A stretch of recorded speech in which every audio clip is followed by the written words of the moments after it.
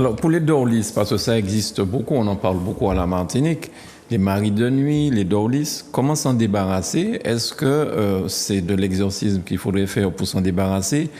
Quelle protection que les femmes peuvent avoir pour se protéger de ce phénomène? Parce que c'est quand même grave, il y a des femmes qui se réveillent au matin et trouvent que le lit est mouillé, qu'elles sont toutes mouillées, elles se disent, mais elles ont eu une relation sexuelle alors qu'elles savent que physiquement, elles n'en ont pas eu. Qu'est-ce qu'on peut faire pour se protéger de ça? Il faut d'abord qu'on soit dans un cas réel. Il ne faut pas que ce soit simplement une imagination collective, en se disant les dorlis, on les voit partout.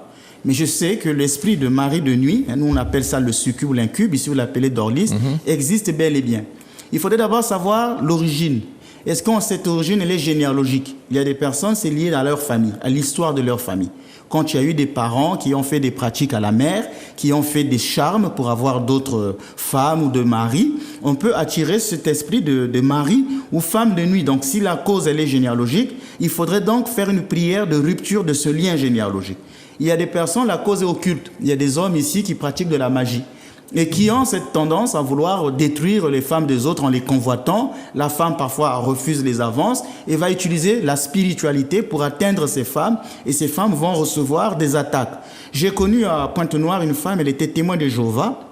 Elle est venue me voir parce que quand elle dormait la nuit, elle faisait ce genre de rêve. Et elle, c'était le matin, on voyait de la substance même, la semence même des hommes, elle était griffée. Elle subissait véritablement un véritable viol pendant la nuit. Et j'ai reçu cette femme qui était témoin de Jéhovah et je lui ai proposé un suivi. Alors, les gens, parfois, utilisent des recettes. Ils disent, il faut mettre telle chose sous le lit, il faut une porter... paire de ciseaux, une paire de ciseaux, tout ça, c'est de la superstition. Ouais. Je peux vous dire, tout ça, c'est de la superstition. Dimanche passé, nous avons parlé qu'il faut rentrer dans un processus tout simplement de prière. D'où j'avais proposé ce livre de prière de libération. Dans l'église orthodoxe, il y a la prière des complis.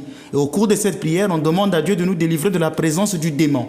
D'où la fois passée, j'ai dit, mais les gens doivent prier. Il y a des prières pour ça. On n'a pas besoin de recettes comme mettre des oignons, ça c'est de la superstition, mettre du sel. Même ces objets-là, l'eau bénite, l'encens, ça n'agit pas s'il n'y a pas de contexte de prière. Donc, les sacramentaux, comme disent les catholiques, c'est-à-dire l'eau bénite, l'huile, les encens, on va les brûler, mais ça ne marchera pas s'il n'y a pas un contexte de prière. D'où il faut rentrer simplement dans un processus de prière et en même temps de prière de libération et d'exorcisme.